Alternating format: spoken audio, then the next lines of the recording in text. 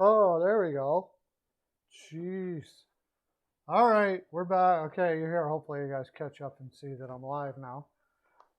They got a new way of doing it on YouTube, and it made it difficult. Difficult for me, anyways. We'll wait till people come in.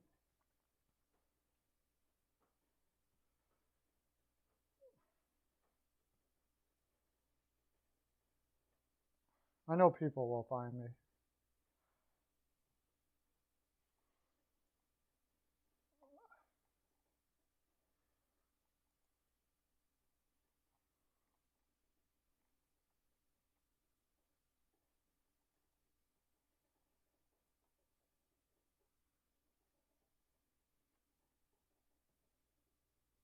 Hey, there's somebody. You found me. I know. They did a whole new thing on YouTube now, and I don't know. It messed it up for me. I didn't know what I was doing. So, but I figured it out, and we're here. Thanks for coming in, everybody. Big show for you today. We have tons of news. What's the news? Carey Price is expected to return soon. They don't say how long, it just says soon. So if they're going to put that out, I imagine it's going to be very soon. Like in a couple, I don't know. How much is Carey Price going to make a difference now for that team, I wonder? I think quite a bit because they don't trust Allen right now. And they obviously don't trust any of the other goaltenders that they have right now either. So, um, I guess it couldn't hurt. Let's put it that way. Just for the energy and the place and all that kind of stuff like that. Most of all, though, we're just hoping. I'm hoping that he's taking care of whatever he has to take care of, and he comes back and is the Carey Price that we always knew and loved, because Carey Price in the league is huge. Playing at his best is a spectacle that you just don't want not in the league. Um, he is their star goalie. Yeah, I know. And if he's back mentally, he's going to bring back a winning attitude and into that team, that a winning belief into that team, and you'll probably see a different team. So, and it's just great for the league to have Carey Price there. He's one of the best that ever played, and it sucks not having him in the league. Let's face it. I love watching Carey Price stop pucks. He's awesome. He's incredible at when he's at the top of his game. It's amazing to watch. So thank God he's back, and I'm sure he's taking care of whatever he needed to take care of, and get back at her. Should be fun. I'd love to see him turn the whole thing around. I would love to see it. Can't see it, but I would love to see it. They would have to go like 17 games over 500 for the rest of the year for them to even have a sniff of the playoffs. So, not saying he's not going to save them right now. I think it's just best that he's in the right frame of mind and for his personal life and person as a person. Like I said before, his wife is an absolute sweetheart, and they used it as a way to hopefully give other people confidence to do the same thing. Yeah, they're trying to get Ovechkin to score too much. They just got to play a game. They got to play the game. What is it? I mean, he's going to score his goals. Just play the game. You don't need to continually keep on passing to Ovechkin in areas where it doesn't make sense. And again, their defense isn't the greatest, and goaltending is iffy. So pretty tough to win if you're focused more on something that isn't about winning and about getting a personal accolade. I don't like what I'm seeing out of Washington. I hope it changes, but yeah, it's not the greatest there that way. I mean, I want Obi to get the record, and I think he will, but I don't think this is a way to do it. Backstrom is out. Yeah, that's the other thing. No Backstrom. That's pretty huge. But even with Backstrom, if they don't change their philosophy, I think they're in trouble. Now, I think they're going to try to go out and get defense at the deadline, assuming that they're in it. And they should be in it. I mean, there's enough talent there for sure to be in it. Where is Washington? Right here. The thing about a lot of them is they don't tell you how long it's from now. It's how long he was out. So you got to do math.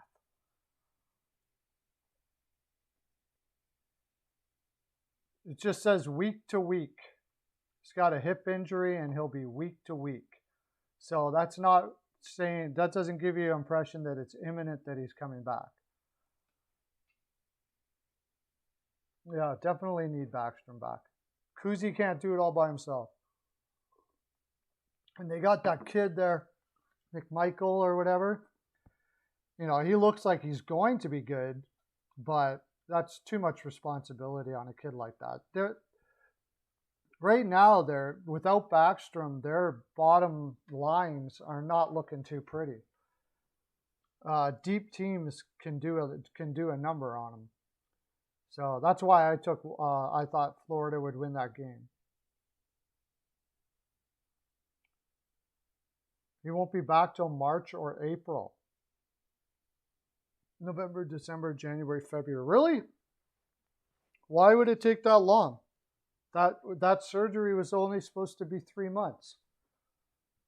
That's weird. So, like, he comes back basically right about the playoffs, and that's it. Play a couple games and get at her.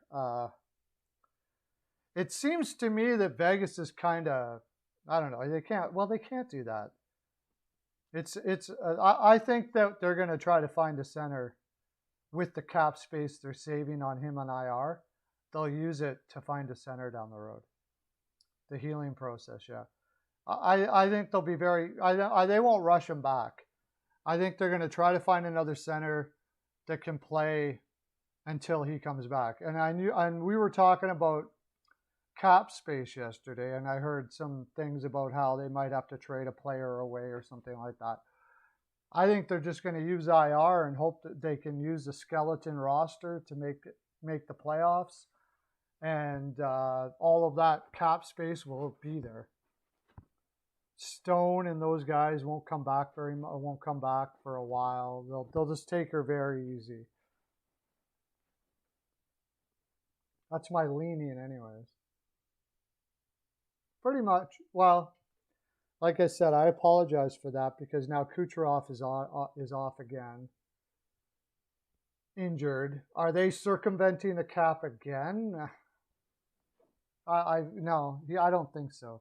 I think he's really hurt. I think I made a bit of a mistake there about him circumventing the cap. So, got to admit when you're wrong.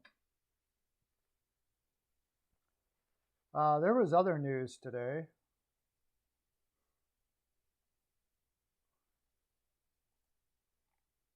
What else was it? Anthony Mantha. Oh yeah, that's the other thing. Anthony Mantha's out now. Anthony Mantha's gave it a go, it seems, because he hasn't been playing all that well, and that's probably why. He's got a shoulder problem. And so he's gonna be out for quite a while. So that lineup just got thinner. I don't know. I had Washington not making the playoffs this year. We'll see if that's the case, but there is some iffiness now. With Backstrom being injured, now they don't have Mantha. They're using a lot of guys there that normally wouldn't be in. Like, they're gonna now that he's out, they're gonna have to bring up that what was his name again? Oh, they don't even have him there. Do they have him as a scratch? Yeah, Protas. He's only 20 years old, and Brett Leeson and McMichael they got on the fourth line now, which is probably better, but I mean their second line of Sheary, Eller, and Sprong is not all that effective at all. So tough go for the Washington Capitals, I would say. Oilers, man. Woo. Kevin Lowe. Is that a Kevin Lowe jersey retirement tonight, too? Wow. Talking about the games tonight, they have sure been taking their time with goaltender confirmations. I haven't even hardly put anything. Oh, Stolarz is in tonight for the Ducks. I might fade that game. I might fade that game. I got a bad feeling about that game. I was hoping they put Gibson in, but they're putting Stolarz in. Wow.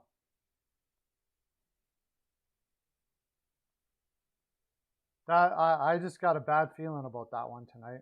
Oh, Georgiev in for the Oilers. Okay, so that's the pick.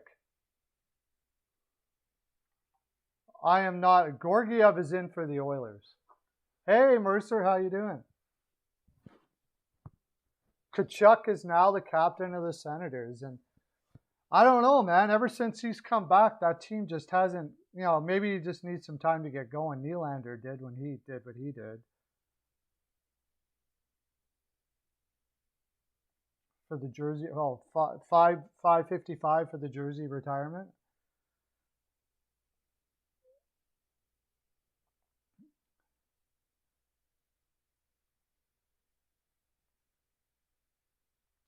I got a funny feeling about Anaheim getting their first win tonight, or Arizona getting their first win tonight.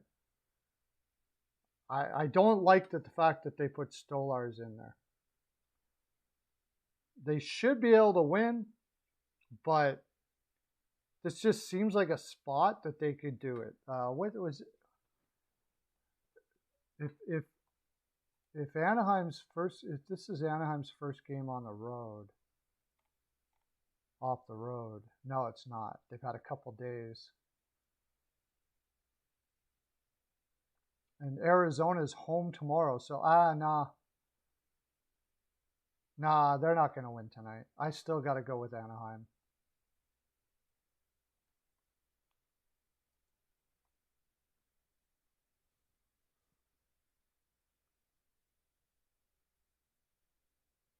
Oh, yeah, that's right. Him and Eichel are tight.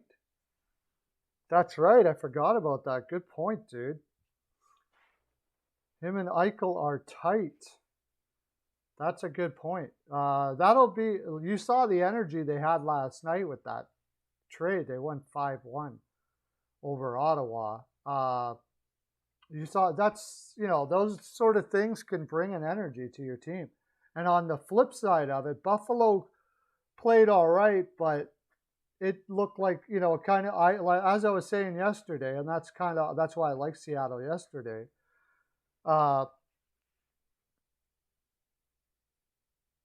It takes the steam out of players, subconsciously or however you want to look at it.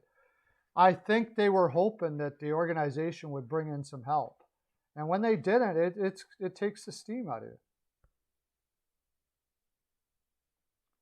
The only thing is, Mercer, I just noticed it's their last game of this road trip, and then they're home tomorrow against Seattle, and this is not a very experienced lineup. It's also not a lineup with a lot of character. And even the best of teams have a tendency to be thinking of home when they're on a long road trip. And a lot of people are saying that this is the time when Arizona is going to win one of these two games. But I have a feeling that that's not the case. Because they got to go, they're putting Vejmelka in today, and he's been playing well. If they're going to win, this is the one. Tomorrow against Seattle, who are they going to put in?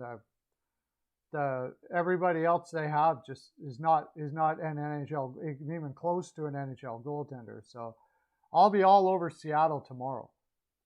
Arizona with a back-to-back. Seattle's going to take that, I think. It's their first game on the road after a long road trip. They'll be ready to go. But tonight, I'm still a little soft on tonight, because Anaheim also has a very young roster. And, it takes veterans to, veterans are less likely to overlook a team. And this young Anaheim team just may overlook the Ducks. Or they may overlook the Coyotes, maybe. But this has been one heck of a long road trip for Arizona, and they have been playing well for them as of late. But let's see how long have they been on the road for? It's been a long road trip. So they've had so much against them, going against them here. It still doesn't do that.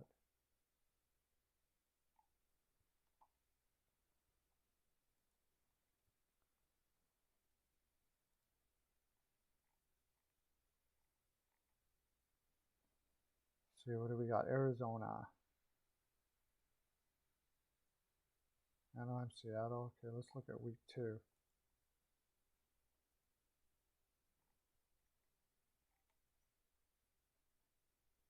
Arizona, 1, 2, 3. Is this their 5th on the road?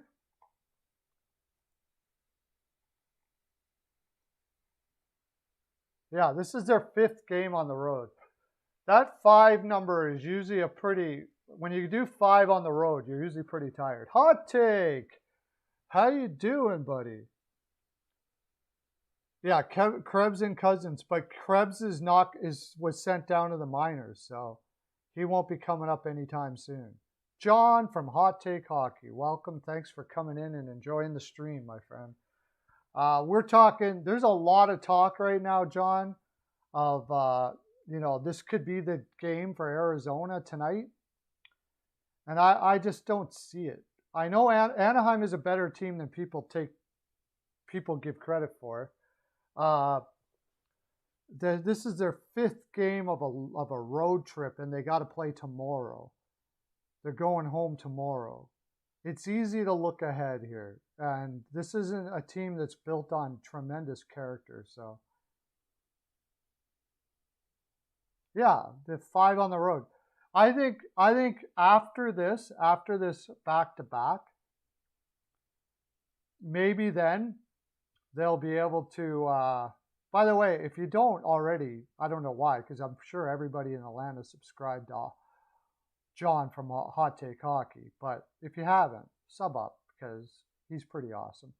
I was watching Hot Take Hockey and John from Off the Wall before I really did much live streaming and stuff like that. So they're the guys. They're some of the reason why I am doing this right now. So sub up. Good people, good guys, great hockey guys.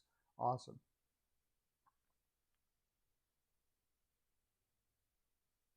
Yeah, 2 Johns, Eichel, yeah.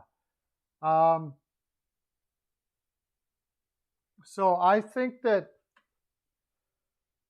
okay, let's look ahead on their schedule here.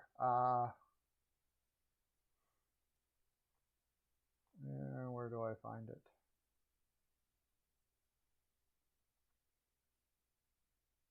I look ahead.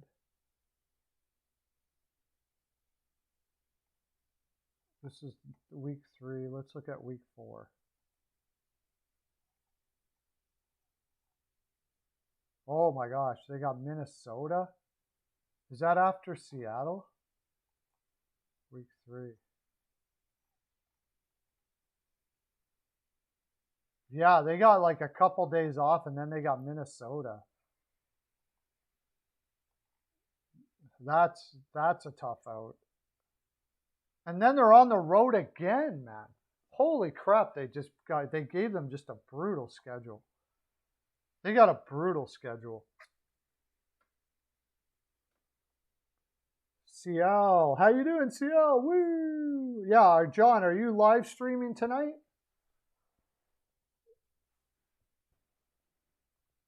You got it. Isn't it Toronto? It's Friday night. Okay, tomorrow night you'll be doing the Toronto game for sure. By the way, congratulations on Toronto beating the Lightning. I did not think they were going to win that game. Kind of a sigh of relief that Campbell had a good game. I was busy with things last night. I didn't watch all the games. So they had to play some decent defense to be two. Let's look at that game. Since we got the big John, the big Toronto fan here. Yeah, that's right. Yeah, Kevin Lowe's jersey retirement is on.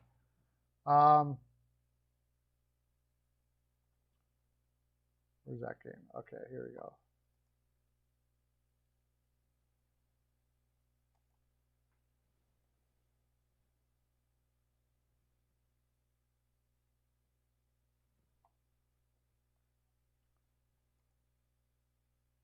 So yeah, I saw a little bit of it, but not a lot, honestly.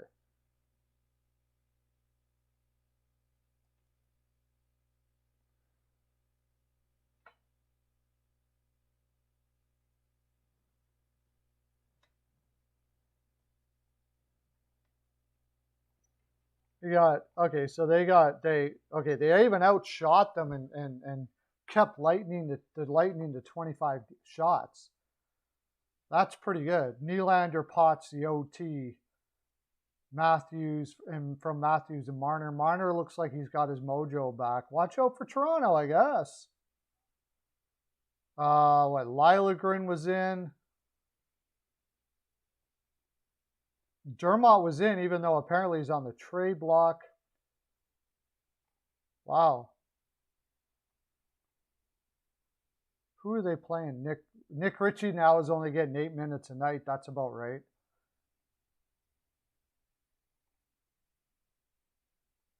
And Kampf is getting 12. That's about right. Huh. That's interesting.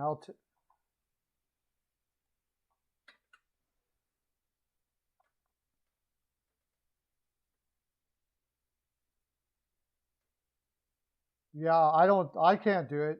Maybe Peyton on the radio might do that. Peyton on the radio might stream it tonight. I'm not sure. I haven't talked with him for a bit, so. Always smile when Tampa Bay loses. Well, Tampa Bay did me in again. What am I, 1 for 30 for Tampa Bay games? I should just give up the ghost. My gosh. I had Tampa again last night. I thought that they could take Toronto. They have enough depth. Vasilevsky was in. Should be able to win that game, but you got to admit, that's 2 games in a row where Toronto looks like they're getting their mojo. And, if Marner, Nylander, Matthews, those guys can carry them.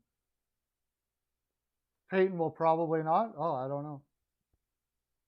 Friday night's tough for a lot of people. It's family nights and stuff like that. Even on this stream on Fridays, I usually don't get a lot of people.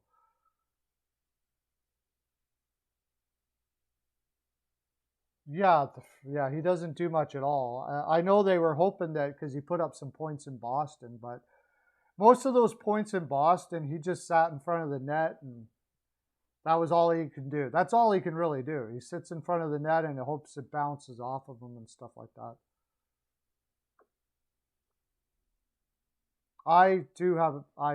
Tampa Bay, I should just never touch them. Never touch them. They just, it doesn't matter who they're playing. It doesn't matter. If I pick them to lose, they win. If I pick them to win, they lose. They drive me crazy. Oh yeah, always. Tampa Bay's the worst for me. Tampa Bay's the worst. I should just fade them every single time. I'm stubborn though.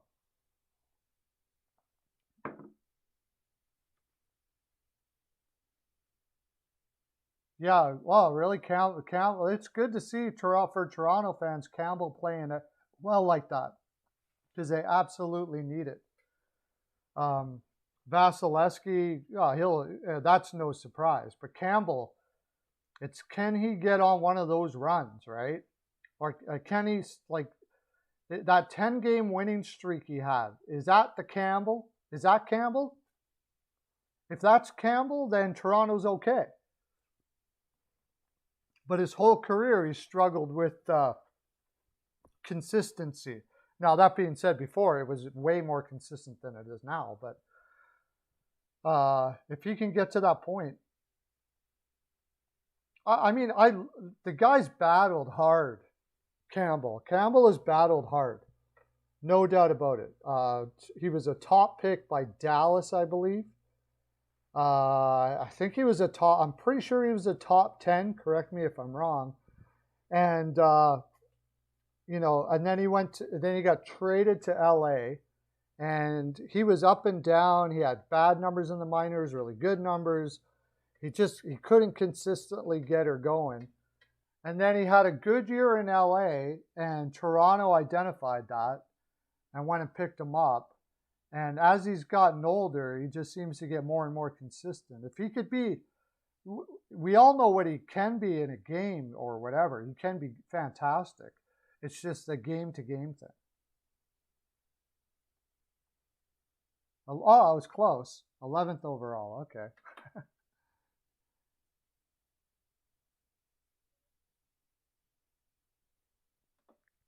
Back into the draft and got drafted by Anaheim. Yeah. Frederik Andersen hasn't had too much respect in his career.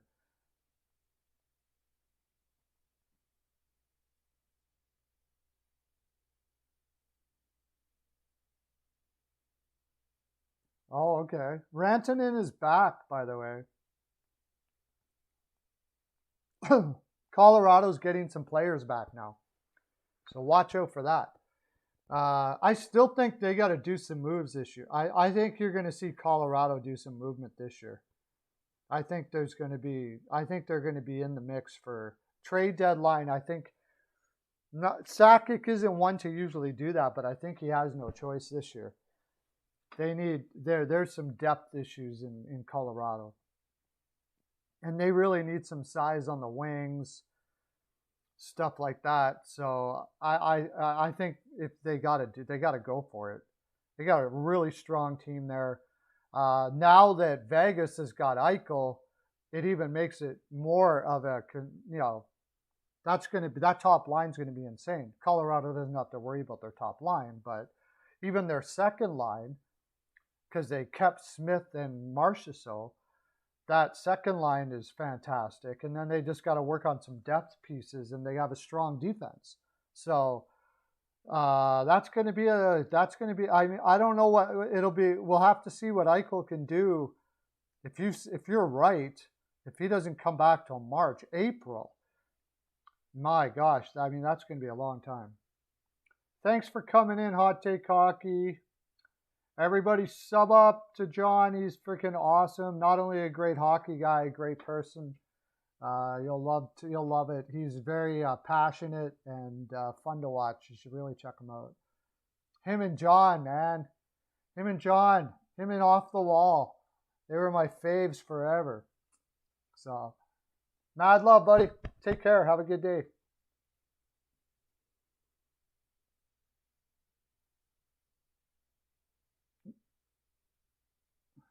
And oh yeah, and I know he's not here right now, but also Hockey News Reports. Check him out. Check out his channel. He's a very good hockey mind. I don't get to watch his stuff as much as I'd like because I'm very busy, but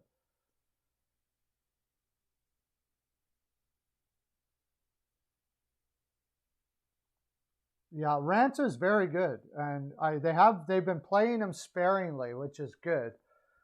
Might be best for him. I don't know what his injury issue is, but it does seem that if you play him like even just a couple games, and oh, didn't he get a hat trick? Wasn't it last night against Detroit?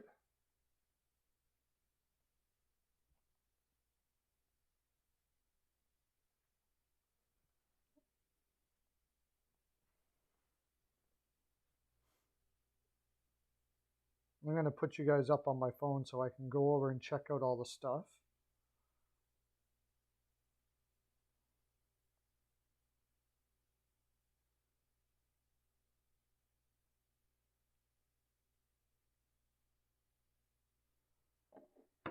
Okay, where are we here? Yeah. Last night, wasn't it last night that you got the hat trick?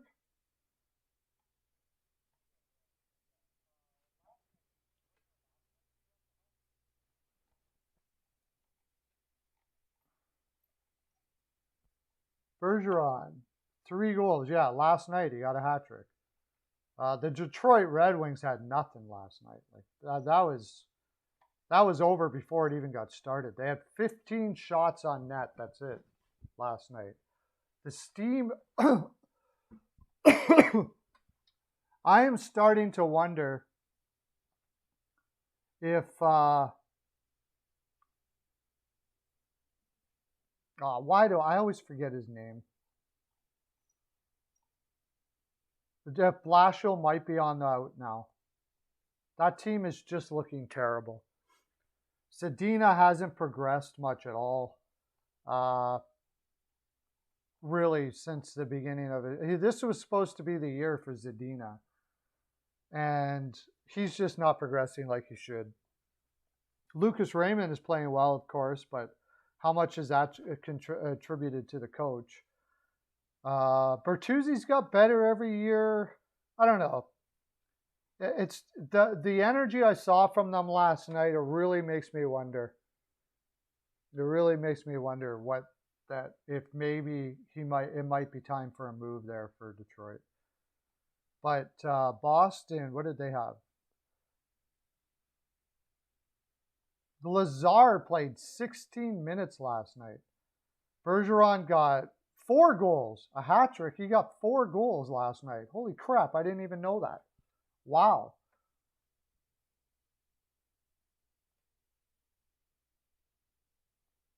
Well, they didn't even show up. Boston had their way with them last night. Swayman didn't even have to break a sweat hardly.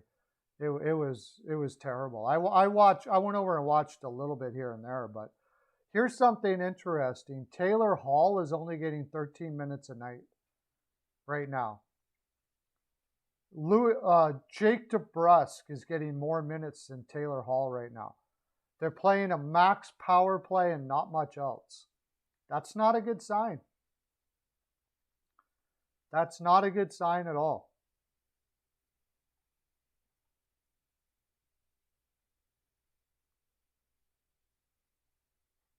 But yeah, Marchand got, so how many did Marchand get? Marchand was in all of them. He got 4 assists.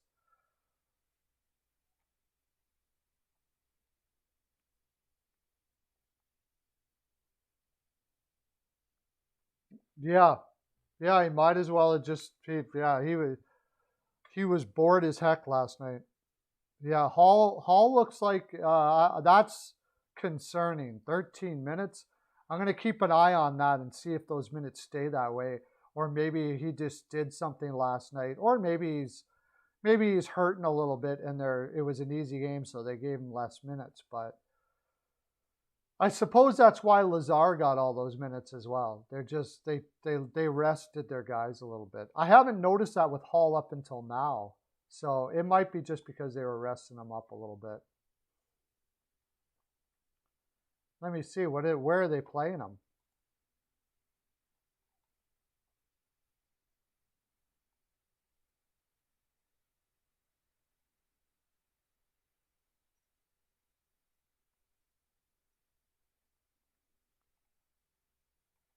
Where's Boston? Boston.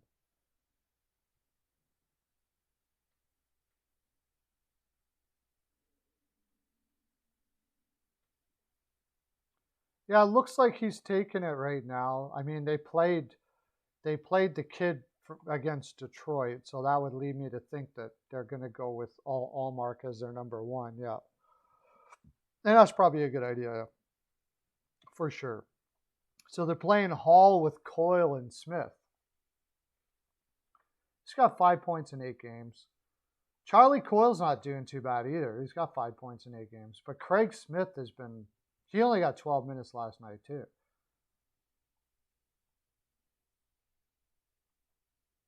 The Pasternak, it doesn't look like got any points on that line. Probably just a fluke.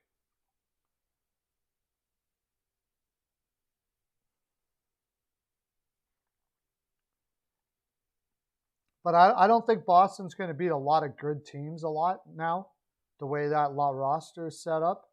But they'll beat teams like Detroit, no problems.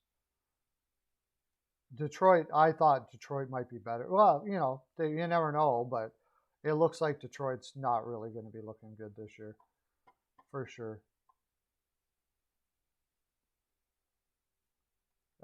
Another bottom. I don't know. I think Blashill might have to go. I really do.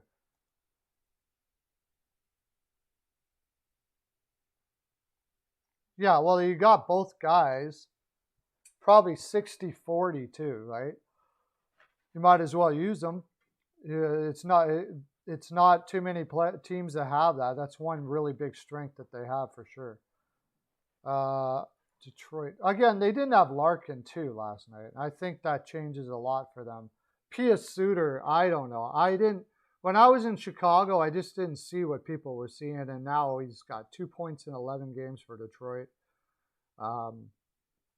Philippe Zadina has only got 5 points in 11 games so far. Now, he's playing with a kid like Joseph Valino and Fabry. It's a very uninspiring lineup right now. Michael Rasmussen down on the 4th line now.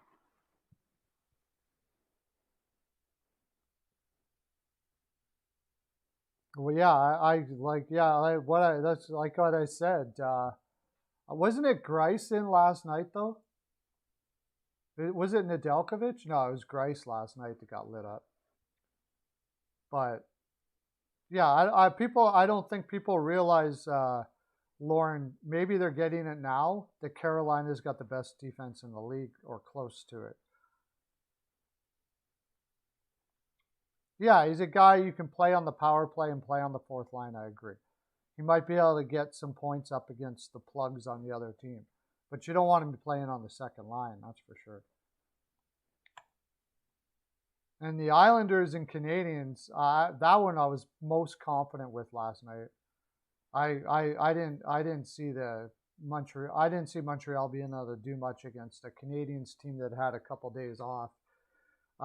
They're crushing it. They're crushing it on this road trip right now. It's pretty 4-2-2. The games that they have to win, they're winning. They started out a little shaky because they had a new roster, but I mean that didn't last very long.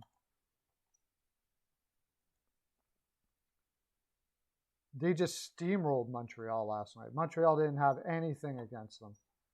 Nothing. Wallstrom has 5 goals so far already this year. We were talking about him before the season started that he could be the big guy for them. And looks like he's heading that way. Brock Nelson's also got 5. He got 1. And again, he got 2. He got 2. Actually, he got a hat trick last night. Holy crap. Brock Nelson got a hat trick. Wallstrom for Zizekas, Brock Nelson from Beauvillier, and Chara got a point. Chara got a point last night.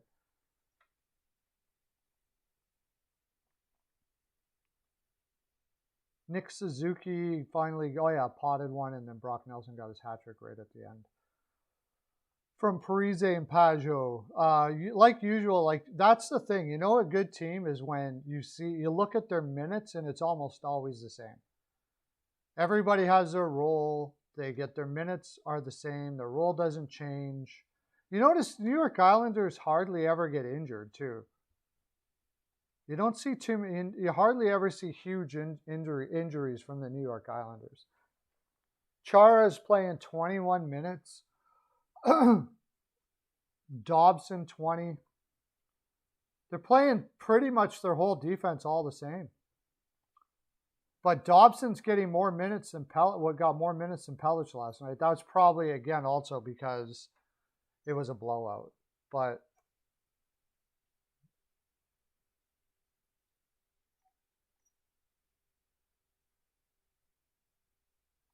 Allen's just he's been like that his whole career, and he never can seem to get out of it.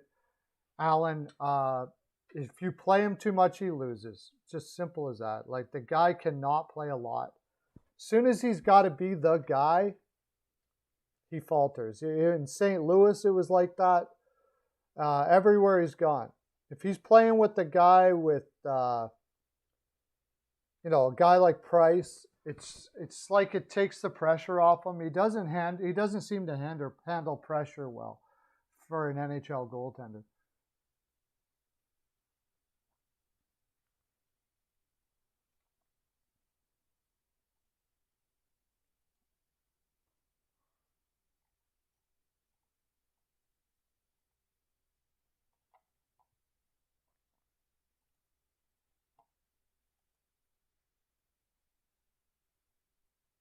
What was next?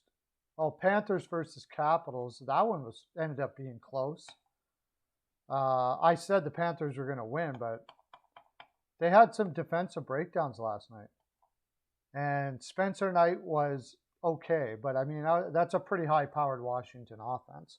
Vanacek, again, that's the thing with Washington, is I just don't think their goaltending is good enough. If they would have went out and got Fleury or something like that in the offseason, if they even had a chance, I don't know. They might have had a chance this year, but I don't think that they have much of a chance, certainly in the playoffs with that goaltending.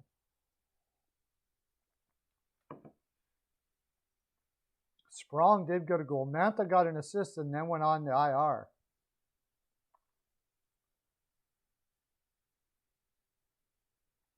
Barkov with 7 goals already this year. Got a power play dinger. And then Ovechkin did score last night. Tom Wilson just got his first goal last night. But that Washington lineup just doesn't. Oh, yeah, Mantha only played 7 minutes, so he couldn't handle the pain anymore, I guess, and that was it. Something happened to hurt it. Kuznetsov getting 22 minutes, Wilson 25. That's just such a top line heavy team, one line team right now, and if their defense doesn't bail them out, which I don't see them doing too often, although I've said it before, Fairbury, I finally learned how to say his name. Fairbury has been very good for them. But besides that, their defense has not been good. And their goaltending has not been good.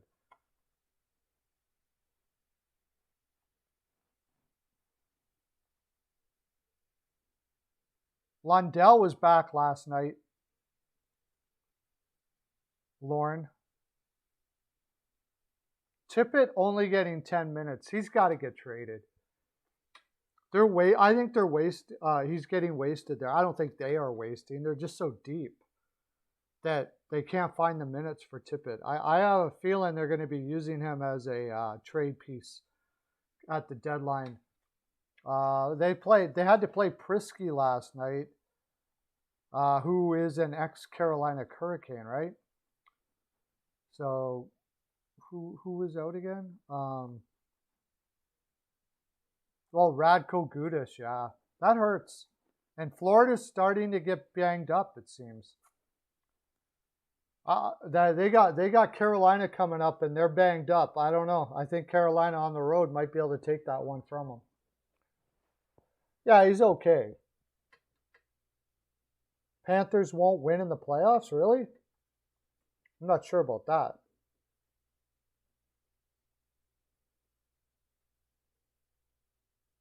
Well, Tippett's got an incredible shot, man. He's got an incredible shot. It's his all-around game has got to progress, and it's only going to do that if he plays. Playing 10 minutes a night on the bottom pairings, bottom 6 is. I just don't think it's helping him out that much. So as the Detroits and Chicagos and stuff, it gets increasingly more obvious that they're going to be going out. He's a name I could see him putting out there to bring something back. I think there's a lot. I'm sure there's a lot of general managers and teams out there that still see a lot of value in Tippett. For sure, he's not that old.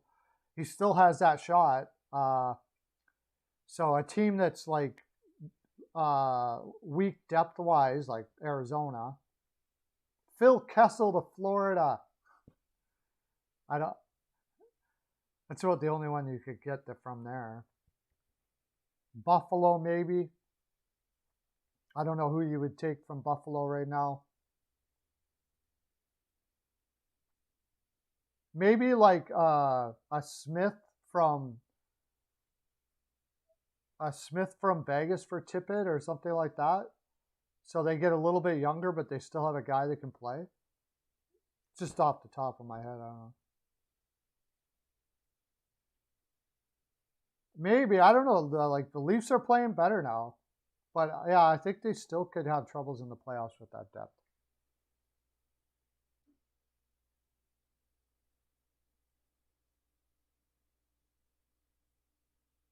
Yeah, his overall game has got to improve a lot, and he doesn't really get the minutes for that to happen there in Florida. That's why I think that it's. I don't think they want him to move Tippett, but for his development and everything, it's probably best that he goes. He's a pretty big guy too.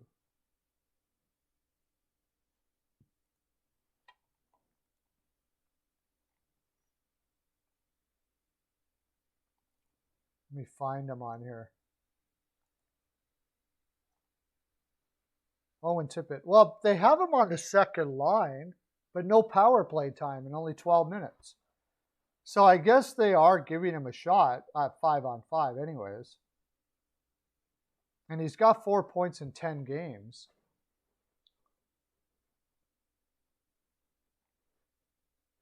But yeah, maybe not. Maybe they won't trade him because they don't really have much. Who else? Oh, yeah. When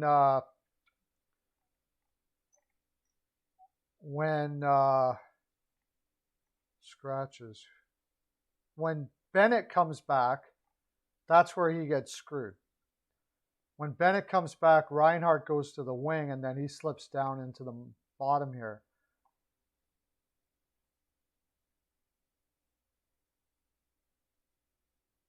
Yeah, he is a Golden Knight.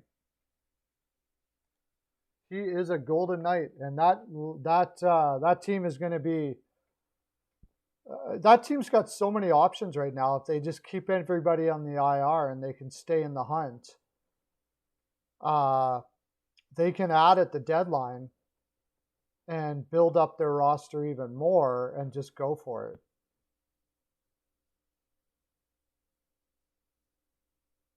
Yeah, well, that was a good place to go. Yeah. Joe Thornton fits in really well in Florida. Absolutely, no doubt about that.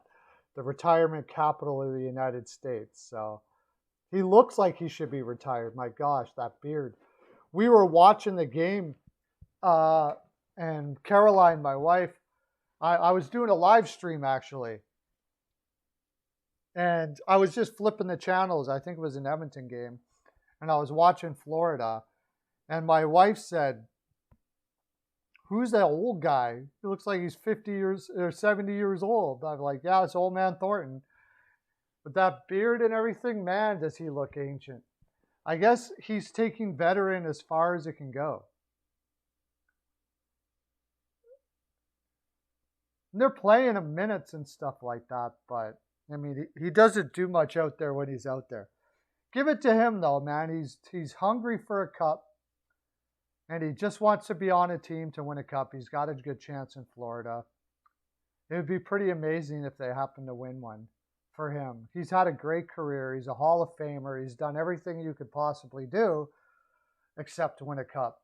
That 1 year where they were up 3-0 on LA, in that, and they lost in 7 games. That was a killer. That was a killer.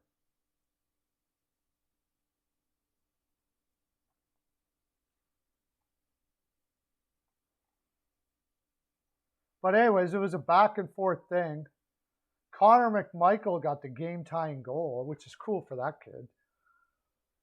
And then Eetu Luosterainen potted one in overtime. Nice that they put him out there. Put it away.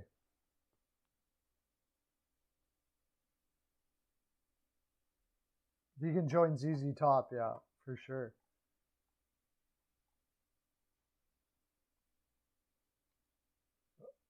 Well, let's go into the next game now. Penguins versus Flyers. And I'll tell you, this Penguins team, it just doesn't seem to matter who they have out of the lineup. They just get it done, man. It's freaking crazy. They stayed with the Flyers. They stayed with the Flyers all the way through that game. It was a great game to watch. That's the reason why I didn't see some of these other ones. I watched this one a lot. It was a pretty hard fought game.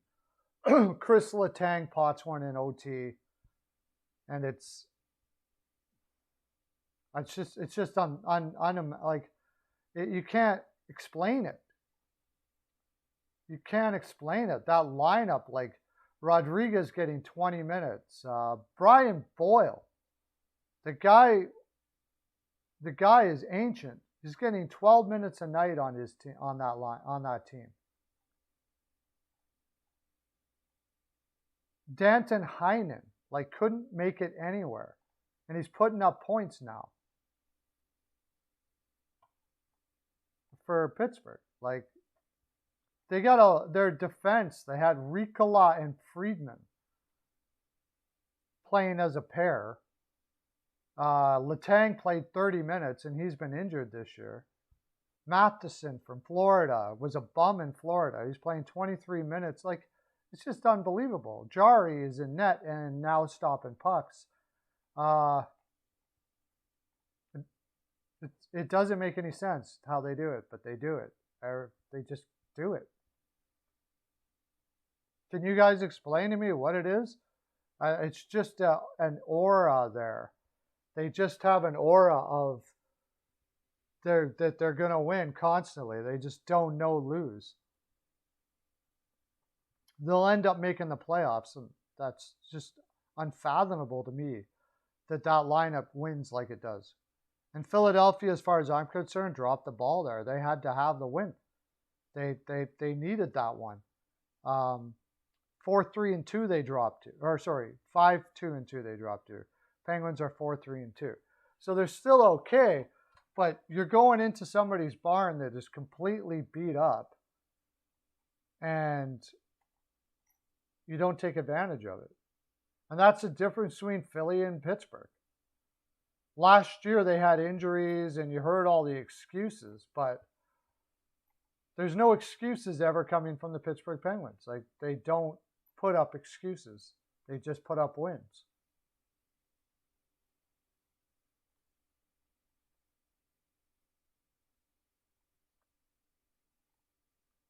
The Stars and Flames, that was an entertaining game. By far the best game that Dallas has played all year. By far. They had a special kind of energy last night.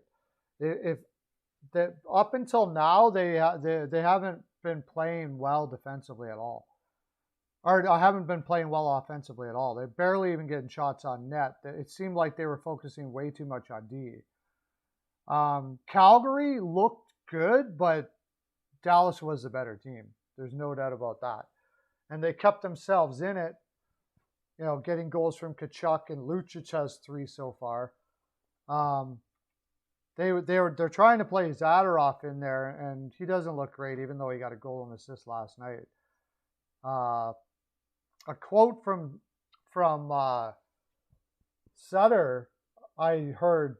Apparently it happened before the season started, and Sutter said, just because he was a top 4 in Chicago, it doesn't mean he's a top 4 here. He said that before Zadorov even got on the ice. So he was challenging him right away. And I think Zadorov didn't look bad last night. But that's what Sutter will do. He's going to challenge you over and over and over again. Heiskanen got 3 assists. He looked fantastic last night. Heiskanen looked like he had his back to where he needs to be. Ryan Suter, I didn't even notice him. Lindell had a good game. They had that Harley kid. He played his second game. He looked pretty good. But he's just a kid. Put up huge offense in junior and in the minors. So, and then Hakanpää played well. Hakanpää played well. You got to love guys like Hakanpää. But Calgary last night looked like they were just a step behind. They couldn't get their motor running above Dallas. The first period, it was pretty slow, and then the more the game went on, Dallas picked up their energy, and Calgary just couldn't match it last night for some reason. Hakanpää is a legend, yes.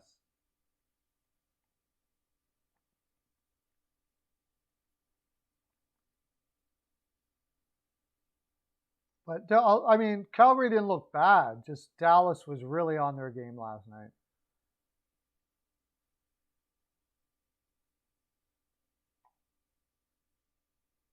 Jamie Benn was the one that potted that in overtime.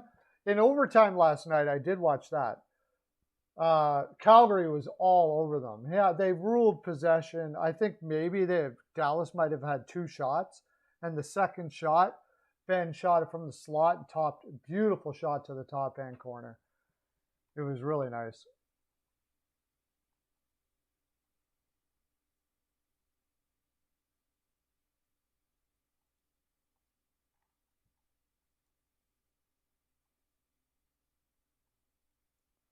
And the Seattle Kraken, we talked about this a little bit.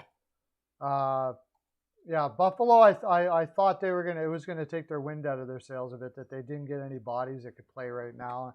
And it looked like the wind was out of their sails a bit last night, especially the third period. And it's been a long road trip for them as well. But Seattle picked kind of just went with the pace, and then in the third period they just gave her. And Buffalo didn't look like they had much of an answer. Tage Thompson had a really nice goal last night, though. And overall, the team, I mean, I don't think it's going to hold up. And then Everly gets the natch. Everly gets a natural hat trick last night, playing with Wenberg and Schwartz. And I mentioned that I wasn't a huge fan of that line, but it was clicking last night. Schwartz got 3 points. Everly with 3 goals. Wenberg even potted an assist in there. But Buffalo of Hayden. Oh yeah, Hayden got ejected, I believe. And then, if I remember correctly, correct me if I'm wrong there, but they were playing a short bench too. Bjork, the pickup from Boston's only getting 7 minutes now. That doesn't look good. Skinner was Skinner. What a waste. Just a waste of $9 million. Butcher played 22 minutes last night.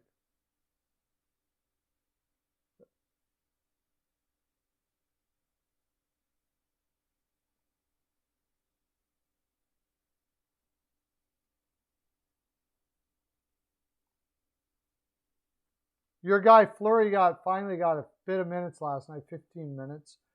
And Larson played 25 minutes. He is their anchor there in Seattle. And no power play time on that, all penalty kill.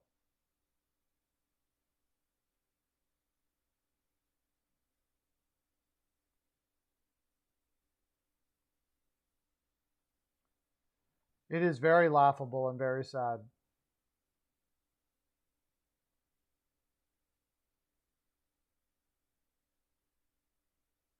Oh yeah. Yeah, Hakanpää's had a cup of coffee in Carolina there, yeah.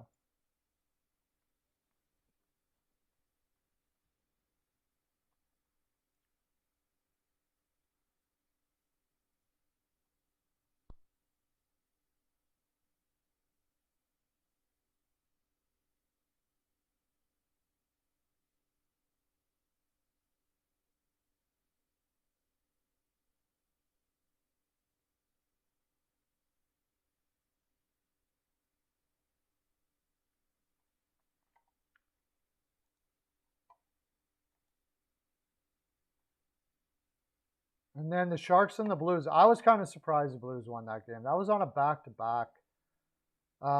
Disappointing for San Jose. And Aiden Hill doesn't seem to be panning out. Reinhardt's the guy they got to be playing there.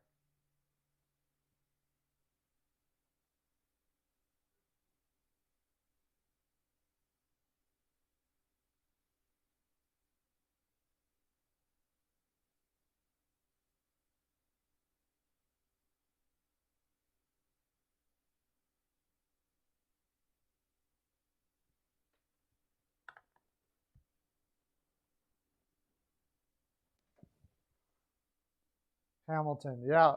Hamilton was an ex-Carolina Hurricane as well. And he's hurt for the game tonight, Hamilton. Got to be looking at LA there. New Jersey just isn't the same team without Hamilton in there. But Blackmore should be playing if they ever tell us when the freaking goaltending confirmation is going to be. Blackwood, I mean. Did I say Blackmore? Blackwood apparently is supposed to be back. No goaltending confirmation as of yet still.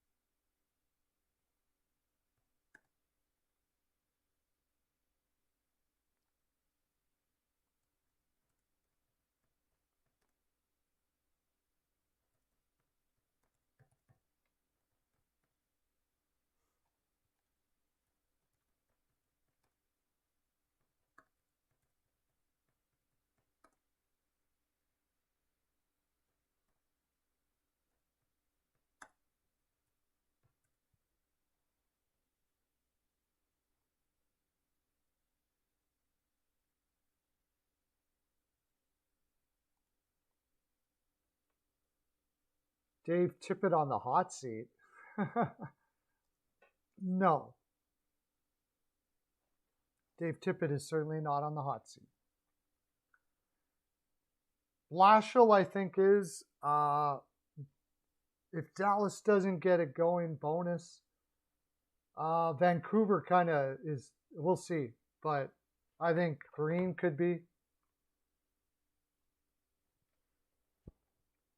But besides that, most of the goaltenders or most of the coaches are pretty secure right now.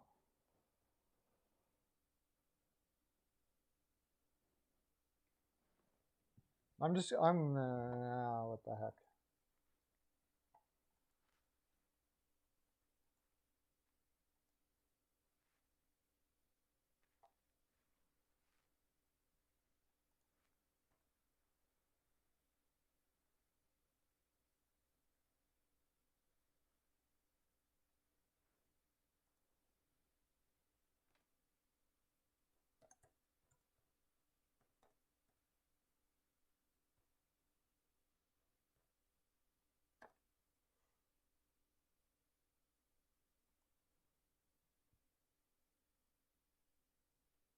I wish he was on the hot seat. But you know what? Okay, I'm going to say something about Dave Tippett. This was my concern before. This is what, not concern. This is what I thought before. Dave Tippett did it in Arizona, and he looks really bad for doing a lot of things. But Dave Tippett likes to he wants his players to trust him, and he gives players a fair shake. So, like, people were asking why Barry was up on the top line with Nurse.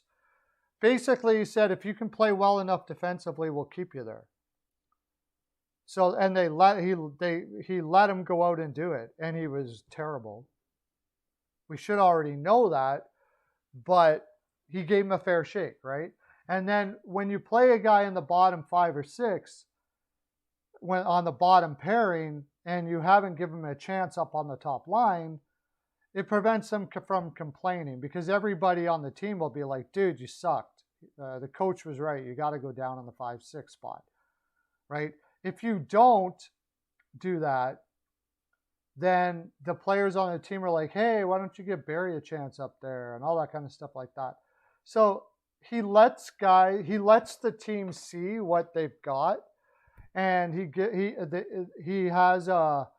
can now have a rapport with that player that's on a good level, because he's actually, said, I gave you a shot, but you weren't doing it. So you got to keep on working on your defense down there with Kukuk or whoever he's going to put down there. And you can't be coughing up pucks and, letting guys go by you one-on-one like you're standing still. And the thing is, he's never going to do that. Barry has always been terrible at one-on-one. It's never going to happen. So I'm going to give him a little bit of, on that regard, I kind of figured that's what he was doing. And he did drop him down to the 5-6. He didn't pig-headedly just keep on putting him back up there all the time, which is good. I kind of get that. I'm still not sold on the Keith move from Holland, but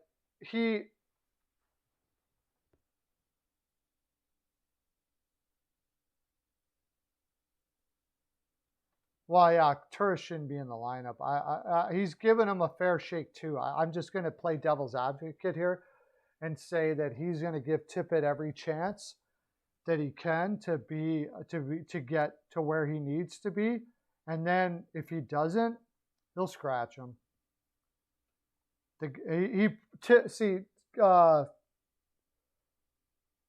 Turris promised to get in shape in the offseason and come in peak condition, and he probably did. So if he did what was told of him, Tippett's the kind of guy that's going to give you all the room to do well. And that's sort of like it's a message to the players out there that if you do what we're asking in those areas, I'll give you a chance in this area. But it's only going to be for so long. And then he's going to have to go. And from what I can tell, I just don't see him improving enough to be in that lineup. But they still need depth pieces there and for the Oilers. Well, they got Barry playing with Chris Russell right now, which it makes sense. Chris Russell is scared to go into the offense zone a lot. He plays very tentative offensively. He's defense first to a fault, where Barry is the exact opposite. So I suppose it would be a yin and yang type thing. But CeCe and Keith keep on being together all the time. And then Bouchard and Evans, that's the only way you can do it. But who's going to, I would much rather see Colton Skeevier or Tyler Benson. And if you go on the live streams with Peyton and I, you'll know that Peyton would like to see that too. You very much will know that he would like to see that too, for sure. But they don't really have, Ryan McLeod is in the minors right now. What's he doing down there? 3 points in 5 games. Pretty sure that they're sending him down there to work on his offense because they have enough guys that are defensive forwards. They need some guys that can score some offense in their bottom lines. Perlini comes back in tonight with Shore and Turris. That's got to be the worst fourth line in hockey, besides maybe Arizona. That's just a god-awful fourth line. Perlini, Shore, and Turris. Perlini can't skate. Shore, I don't know what his love affair with Shore is. And Kyle Turris floats around like Skinner the whole game. It's a terrible fourth line. But they have nobody to play. Dylan Holloway would be in the lineup right now if he wasn't injured. He's out for 3 months. And then Archibald, too, had a problem with being allergic to the COVID thing. He would be nice right now. But there is not much down in the minors to be able to bring up to do anything besides Ryan McLeod Cooper Merity can't skate well enough. Raphael Lavoie, how's he doing so far? Oh my gosh, he's only got 1 assist in the AHL. That's brutal for a late first. And he doesn't skate well either. Not much down there. They need depth. They need some depth pieces for sure. Kyle Turris can't play anything. Anything. Okay, guys, I'm going to grab a coffee. We'll come back and we'll look at the games tonight. I'll see if there's any new happenings in the NHL. Anything happen here? Oh, before I go, William Eklund has been sent to the Swedish Hockey League. He played his 9 games, and they don't want to play him the whole year. He's going to the SHL. And Sergachev suspended for 2 games for that hit. That did not look like a... Go check out that hit while I'm gone here. I did not think that was a suspendable hit. Tell me what you guys think. I'll be right back.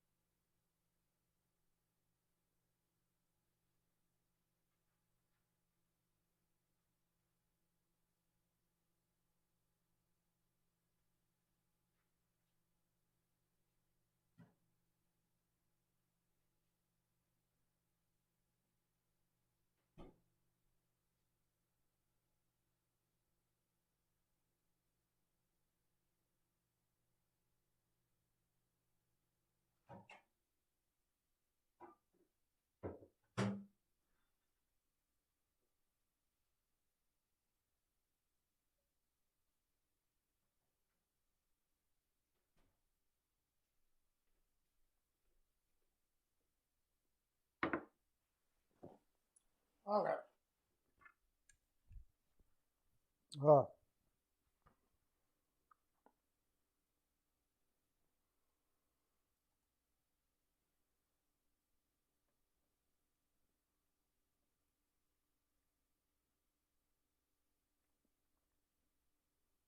No, Kyle Turris can't play anywhere on the ice. There aren't too many worse players than Kyle Turris that I have seen. At least you got guys like Nick Ritchie or something. They can play a hit. What can Kyle Turris do? Like absolutely nothing. He can't do anything. He doesn't hit. He barely shoots. He can't play defense. It's just an awful player. If he was in the minors, I bet you he would get like maybe a half a point a game or something like that. Like he is just a disaster.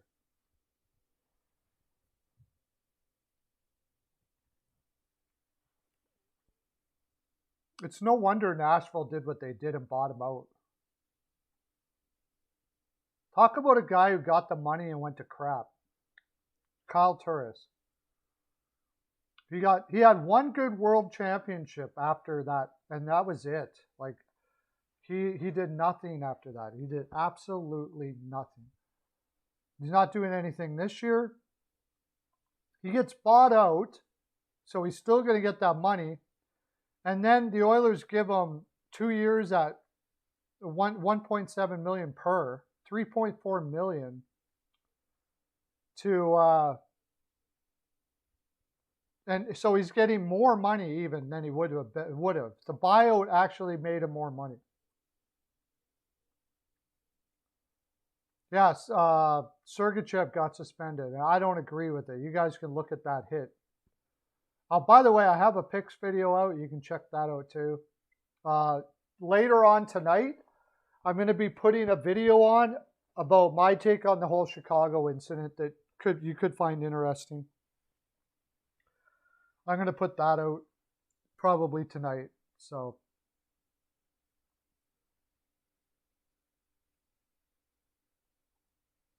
okay, let's look at the games tonight.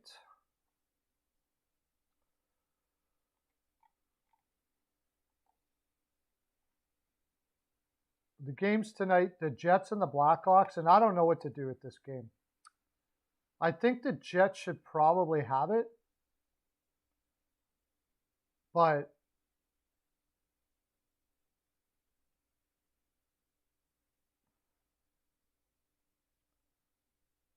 I like the Flyers. I like the Blackhawks mojo, and they've got their backup in Comrie, who isn't very good. They do get Scheifele back though, and I think that's what tips the scales there. Scheifele being back, but it's only one game, but they should bring they got pretty good depth now. They got pretty good depth up the middle when they're healthy, and they should be able to take advantage of that against Chicago. They've also got some really good defensive players, and Connor's playing like a man possessed. He's got 14 points in 9 games. They're playing Scheifele on the third line, apparently, with Wheeler and Lowry. I actually like that. That's one killer shutdown line right there. So that way they keep Svechnikov in, and that line going with Dubois and Connor, and then Stasnikov and Ehlers, which has been pretty good too. Their fourth line is a little suspect. That's about it. And Nate Schmidt has been putting up some good points. I wouldn't say he's been playing good defensively, but probably enough for the offense that he's been given.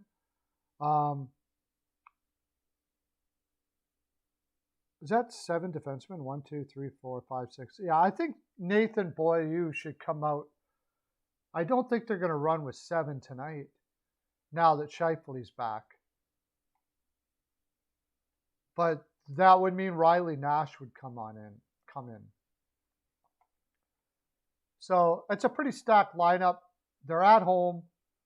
Chicago's been on the road for a bit. It's just, Fleury might just go off and do it. And Chicago has been playing with a better energy, and they got that backup in. And Chicago doesn't need too many shots. They got so many shooters on that lineup. That's the one thing about Chicago. They can surprise teams like they did last year a lot, just by the fact that they've got so many pure shooters on their team. You got Kubalik, who isn't having the best year so far. Actually, I'm really surprised Kirby Dach's only got 4 points this year.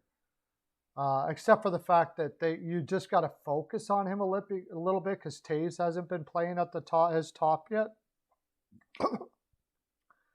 But they have DeBrincat, who's got 6.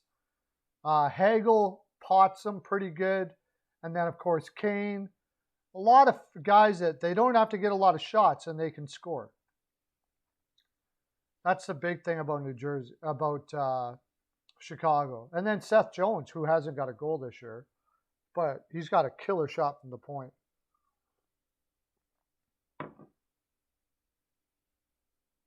So I think Winnipeg will pull that out tonight. What do you guys think? Yeah, he shouldn't have got suspended. I don't understand what that suspension was for. I really don't.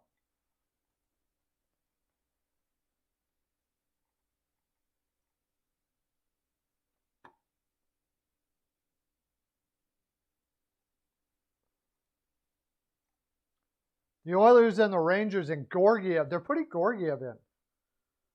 Are they in a back-to-back?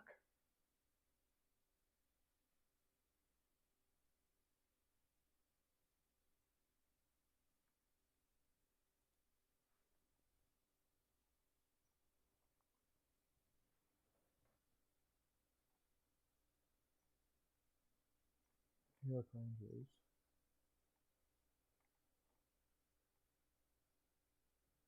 Yeah, oh yeah, they're playing Calgary tomorrow. So funny thing, they're keeping Shesterkin for the tired team the next game, rather than playing Shesterkin against the Oilers.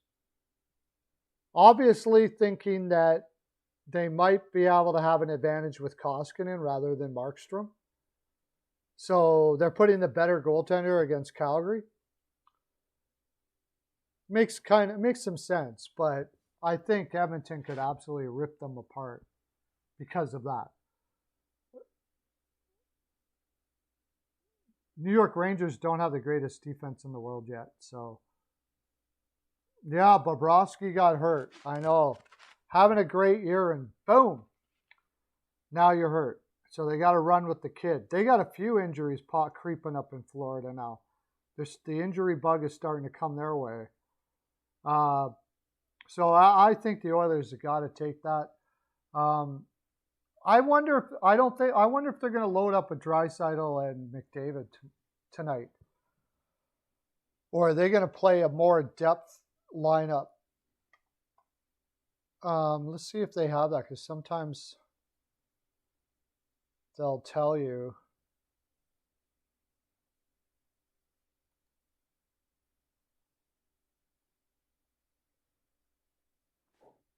Line combos. Let's check out left wing lock line combos and see what they got.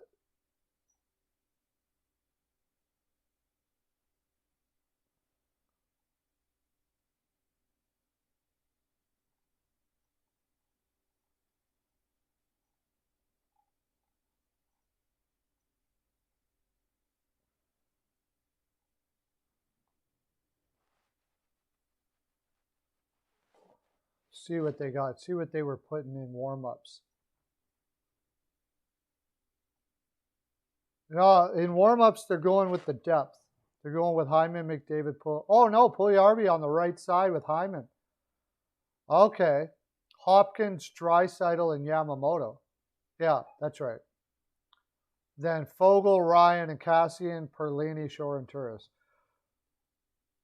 Not a bad idea. I like it when they load up on that, but with the Rangers team, you probably don't want to do that, I guess. They got enough offensive depth that it'd be good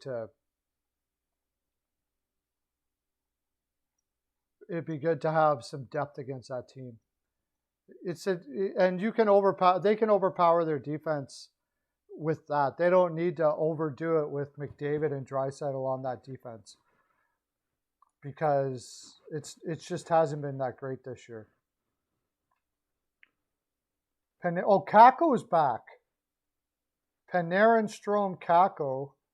But then you got Hunt, Heidel, Blais, and Lafreniere on the fourth line? Really?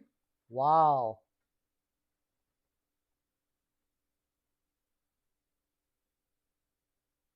It's Tenorti, Nemeth. They're okay.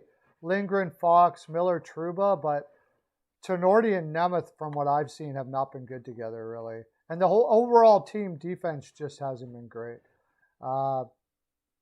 Gallant hasn't got the mix, hasn't got them going here yet.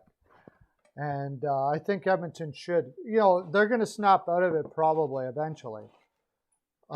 This is going to be a tough go for them to snap out of it tonight, though.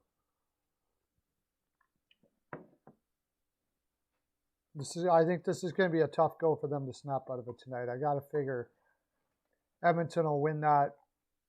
And with Georgiev in net, probably fairly handily. Oilers, man. So we're just talking about Edmonton now.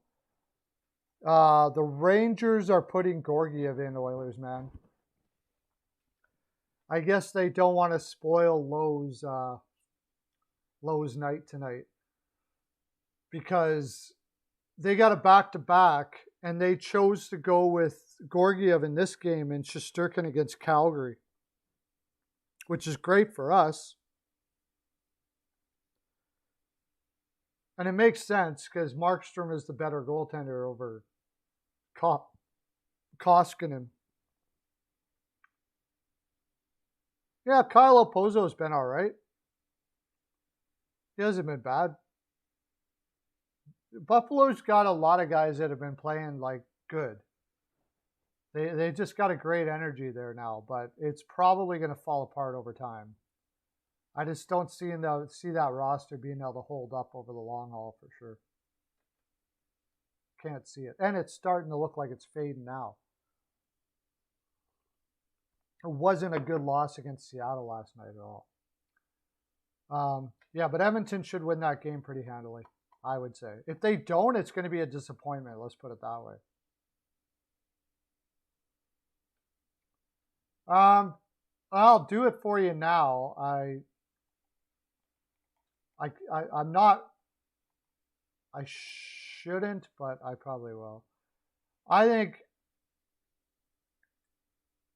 think the Oilers will win 5-2.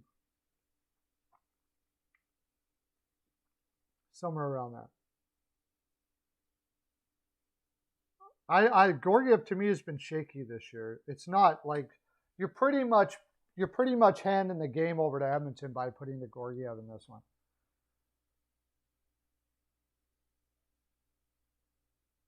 Watch now, he'll come out and crush it tonight, right?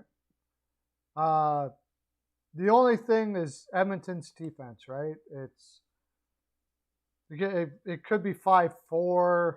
Edmonton's defense, it's really hard to go win by 2 with that because they could be up 5-1 and the next period it's 5-3, 5-4.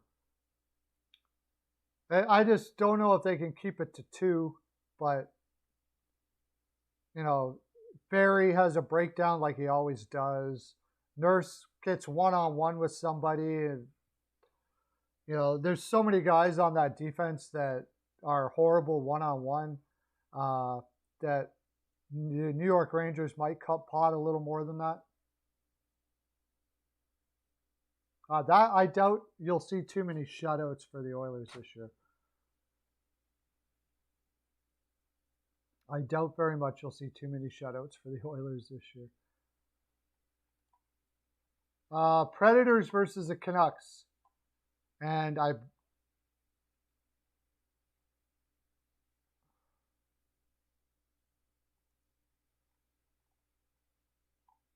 Canucks had a good outing last game. Who was that against? The Rangers. Against the Rangers. Have had 2 days off, and now we're playing the 5-5 Predators, who have played well every game. But I believe this is 3 games in 4 nights for the Preds. Now, Vancouver should be able to take this game, but I've just had so little. I have so little faith in their defense and Nashville's defense and aggression and work ethic could pull it out. But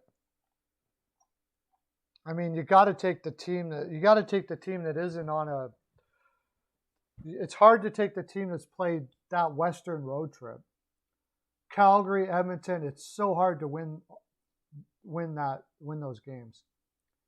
You go from Edmonton and then you do the 2-hour time change to Vancouver, where you're just a little bit groggy. Vancouver should be able to outskate them tonight and take that game. They should be able to. You got Saros in net though. He could win a game for you. You think Nashville will win? Maybe. Hey, Patton, how you doing, buddy? You had a big win last night, Mr. Patton.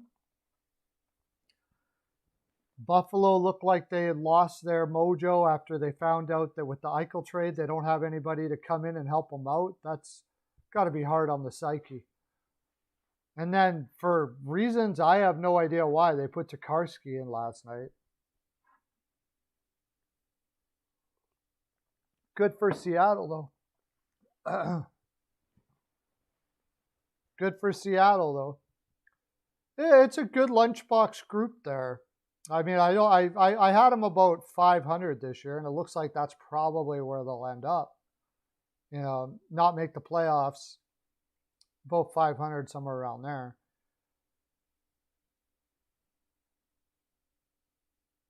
Oh, wow. You're taking your daughter to her first game tomorrow. That's exciting stuff. That's against the Rangers, right? No, it's not against the Rangers.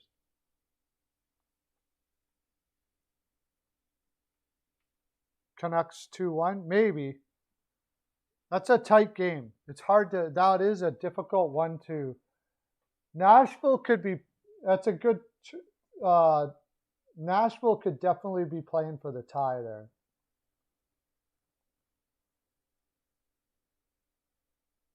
Oh, Coyotes, right. Coyotes are the one on the back. That should be another win for you. They're using their best goaltender tonight. So they're going to be playing, the last time they played their backup, which is their backup.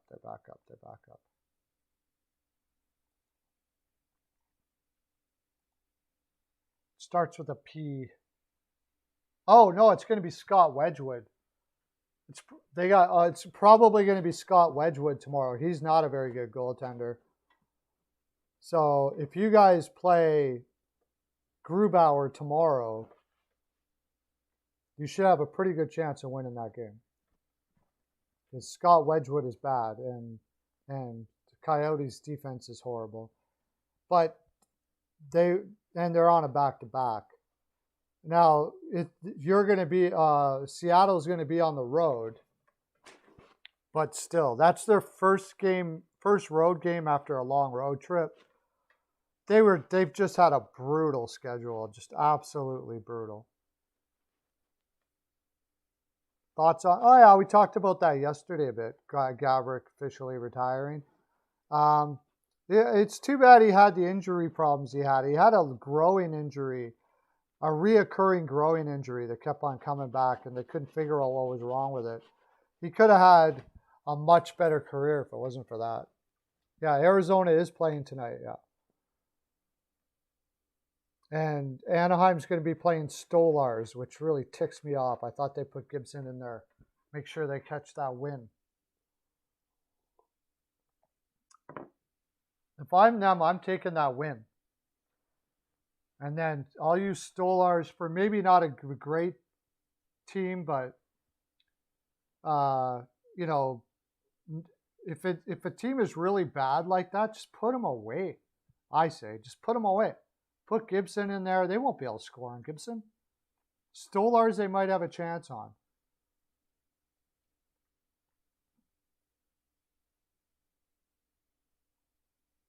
I don't understand why they would do that. I mean, they're trying. They're about 500 right now. They looks like they got their mojo going pretty good most games. They just have to learn how not to collapse in the third.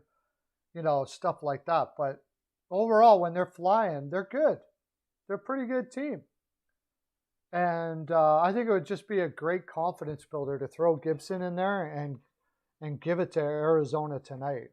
Who do they play next?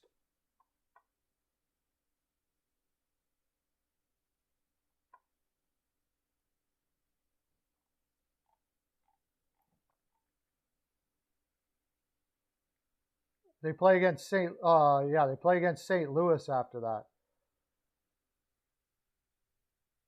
They played. See, I would have put Stolarz in against New Jersey the last game, and then play Gibson in Anaheim and in St. Louis, but they didn't for whatever. Maybe there's reasons I don't even know about too. So.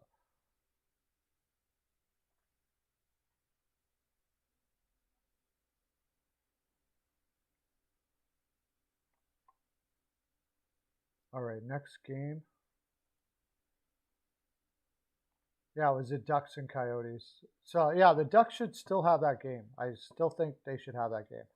5th game of a road trip. They got to play tomorrow. I know a lot of people are like, okay, this is the game, but I don't see it. And then Kings versus the Devils without Hamilton. I like the way the Kings played last game against St. Louis, wasn't it? Yeah, against St. Louis. It was probably their best game of the year last game.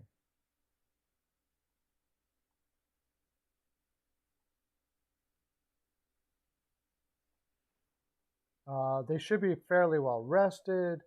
New Jersey hasn't played for a couple of games either. They were in Anaheim and now they're going to LA and they play San Jose tomorrow. So I wonder, yeah, they put Blackwood and then Bernier tomorrow against San Jose. Arizona plays Seattle tomorrow. Seattle's got a good one there. Arizona on a back-to-back, they got to have that, even though they're at home, because they're playing Anaheim. It's not that long of a trek over to Arizona, but the fact is it's still a trek, and they played a lot of hockey. First game back off of a road trip, it's tough. It's tough. Their next win, and then they play Minnesota. I don't know where their next win is going to be, but I don't think it's going to be tonight.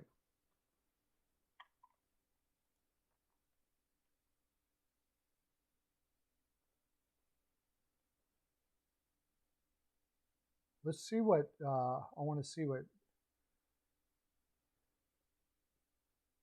Arizona lost 10 in a row. Yeah, it'll keep on going. I mean, you build a team like that, you're not going to win too many games. They are playing more of a team right now though. And they, they're supporting each other, they're gelling together a little bit. It's going to come. It's definitely going to come.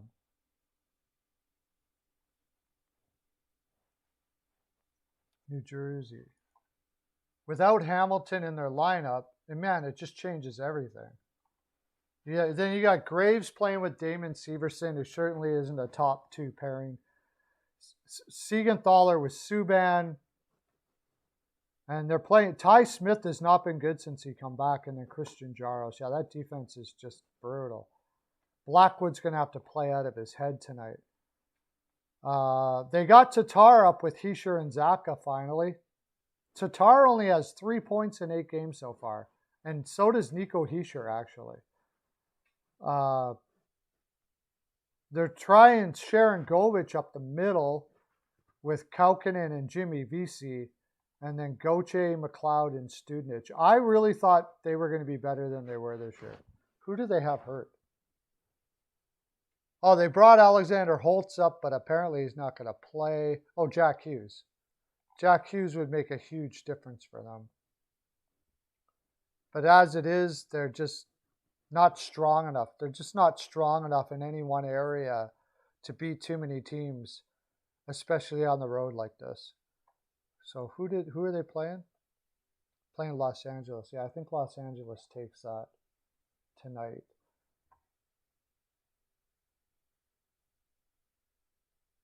If Los Angeles plays like they did against St. Louis, I think they win that.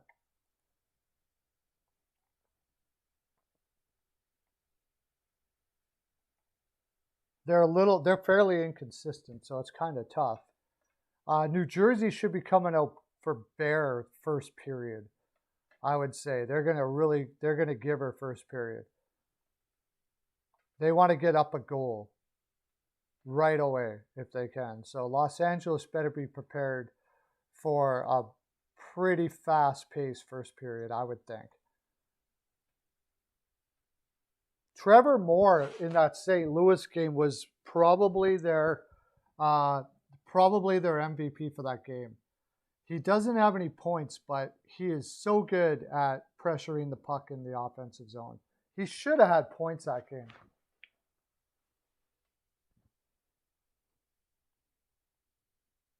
Athanasiou might come back in tonight, maybe. Elias Anderson out again? Holy crap. Wow. So that makes both of their lineups pretty depleted. Kaliev they're going to try Kaliev up on the top pairing with Kopitar and Brown. I was wondering how long it was going to take him to do that.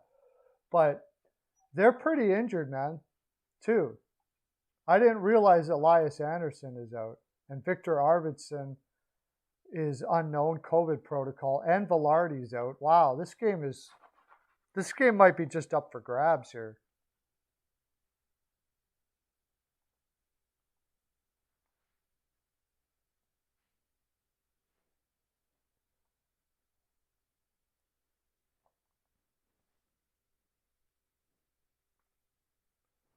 Both teams need this game, though. That's the thing.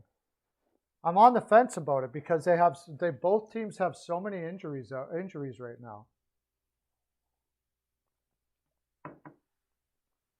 I think you got to go with LA at home, but it's a very tough game. I could see a tie here.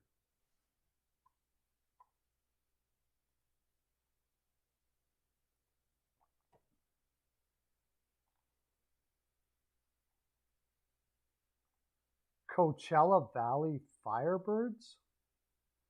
Okay, the Seattle Kraken have their primary AHL affiliate. And check out the name. Where is Coachella?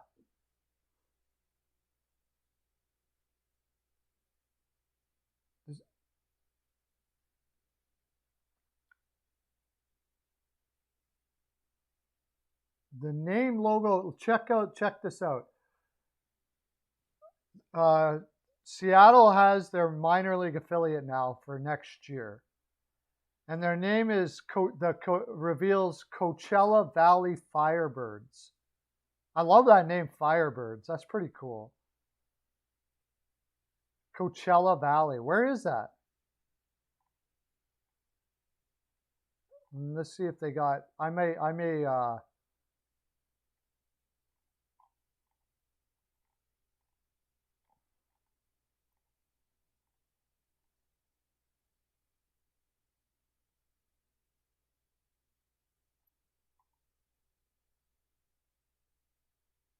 Oh, Austin Watson has been placed on long term. Okay, I may share the screen here so you guys can see this. See what that looks like. Okay, they got the logo. Oh, that's pretty cool. It looks like the old Atlanta franchise.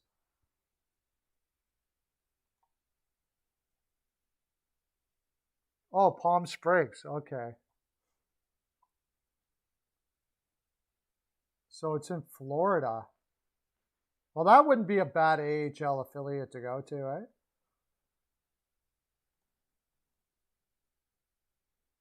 Coachella Valley Firebirds.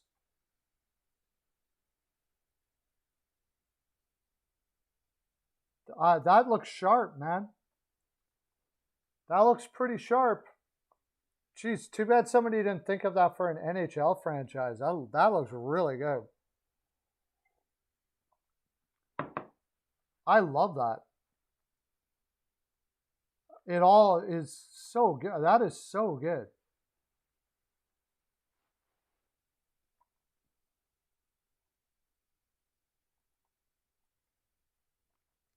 Do you guys like that, Sean? And I guess we have two people in.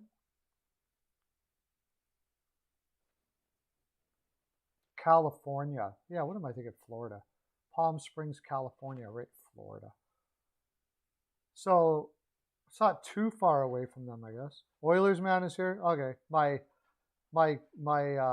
thing's not working on my live to tell me how many people are in right now.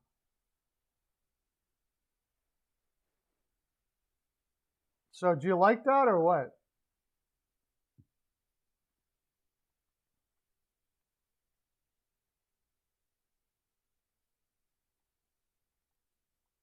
Or is it just okay or what?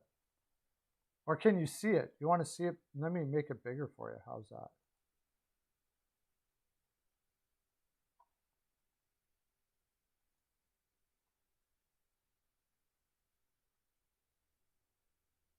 How do I do? How am I going to do that now? I don't know if I can make it bigger for you actually.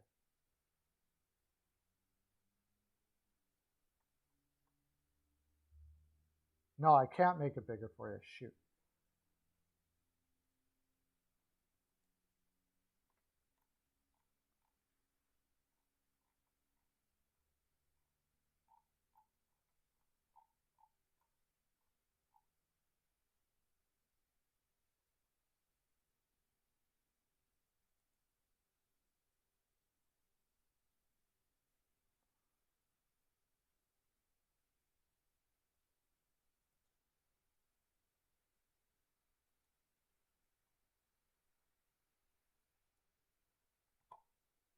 Okay, let me shut that off.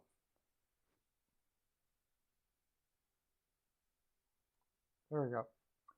Yeah, so that's what it looks like. That's pretty cool. I think that looks like a pretty professional thing. So that's going to be their minor league affiliate, the Coachella Valley. So if you're in Seattle, Seattle is really not that far, right? And California gets another team, which is great. I love that. More in the Sun Belt areas as far as I'm concerned.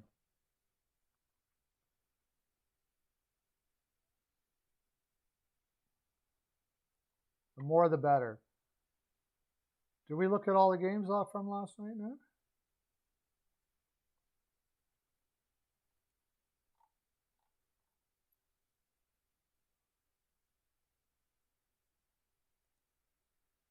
Yeah, that's all the games. No more news. So we got a free-for-all now, guys. What do you want to talk about? What do you want to talk about? We got 10 minutes. We'll go with whatever you want. Whatever you want. We can talk about more about the Eichel trade, or we can talk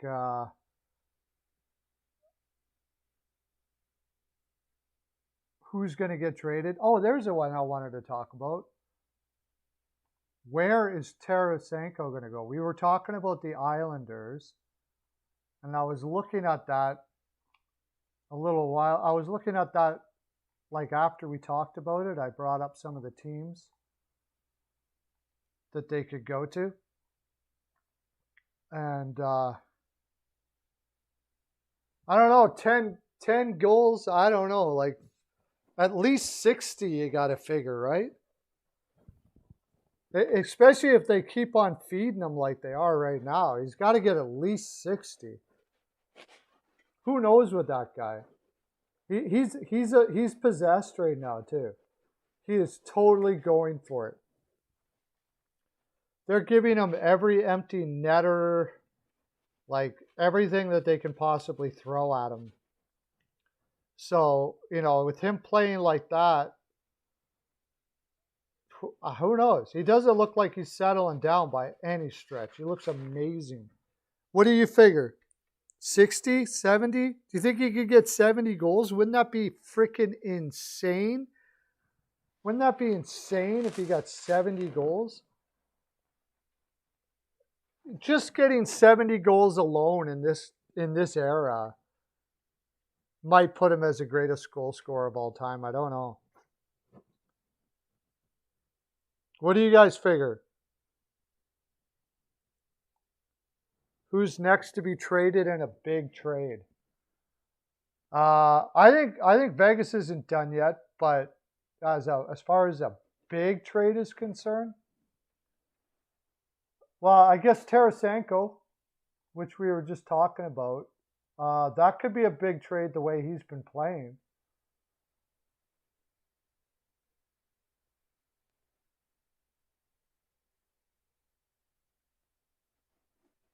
I know it is too insane to think about, but it would be absolutely freaking awesome. I would just love to see him pot 70 this year.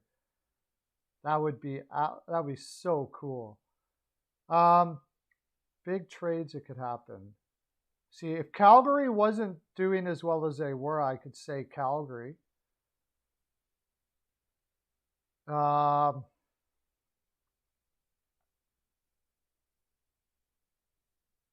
What teams are really going to go for? Like, is there any desperate teams right now? I think the Columbus Blue Jackets are going to pass on Laine. Oh, yeah, by the way, Laine, that's what I wanted to talk about. Listen to this. Listen to this. Laine,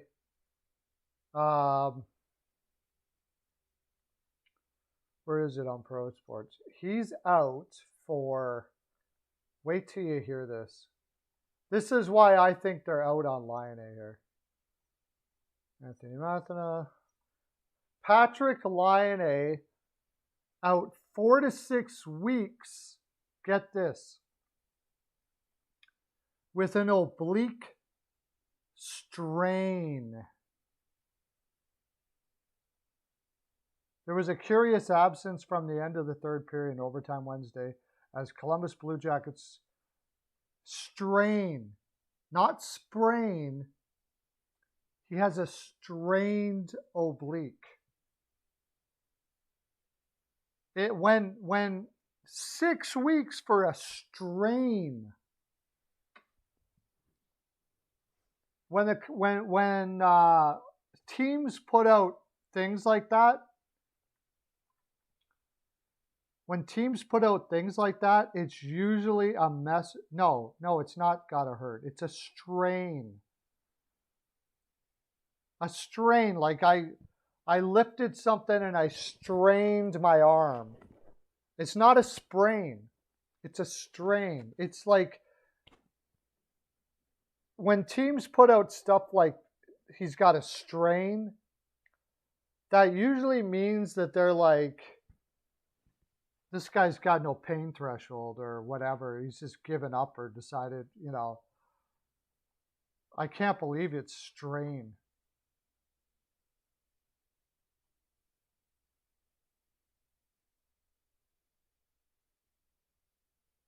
I don't know. Something doesn't make sense there. You never use the word strain.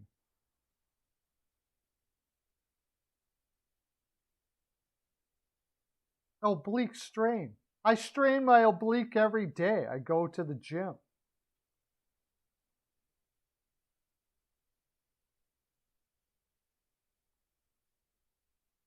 Yeah, that's weird. I think they're going to be trading. So that could be one of the big trades if anybody wants them.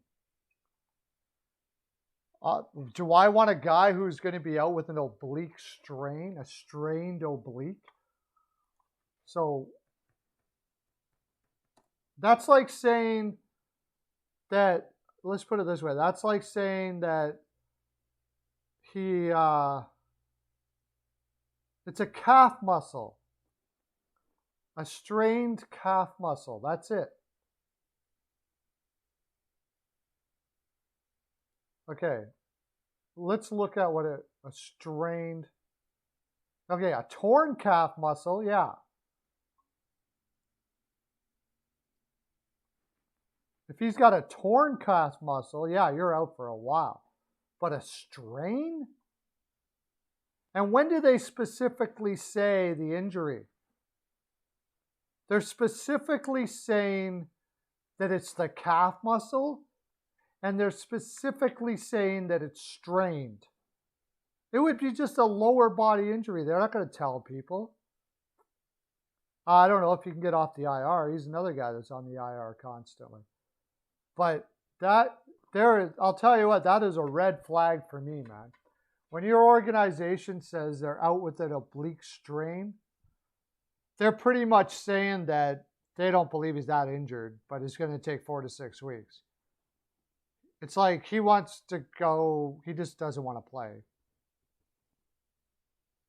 I've never heard that before. A oblique strain, pulled, a pulled calf muscle, even.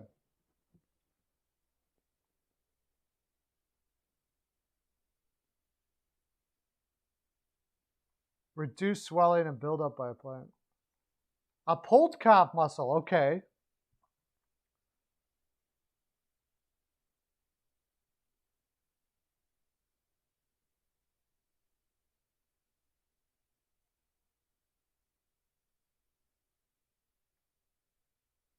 Yeah, like rehab. Let's see what the rehabilitation and exercise for a strained oblique is. Just stretch it out, pretty much.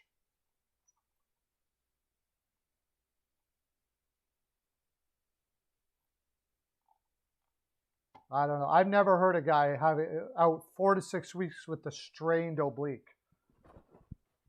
When I was playing, if you said you had a strained oblique, people would be like, okay. So, you're gonna play tonight, right? I just can't. I just never heard of that. I can't believe it. Strained oblique. Anyways, that just basically, I think Laine, if they can find a place for him. The thing about that is by posting a strained oblique like that, you're actually devaluing the player for a trade because the rest of the league is going, what? 4 to 6 weeks? Are you kidding me? So I don't get it. I don't get it. Anyways, guys, until the weekend, this is the weekend. So that's my full 42. This has been great. Thanks for coming in. I got to head out now and get my weekend rolling. Woo! But it's always like a weekend here, hanging out with you guys, talking about hockey. It's amazing. I love it. Do you remember that Off the Wall John will be on tonight? For sure. You got his show to take in. Probably streaming like crazy. Don't forget about that. And if you like football, Steele will probably be on this weekend too. That's my full 42, guys. Thanks for coming out and enjoying the fine programming. Have a great day. Okay, bye.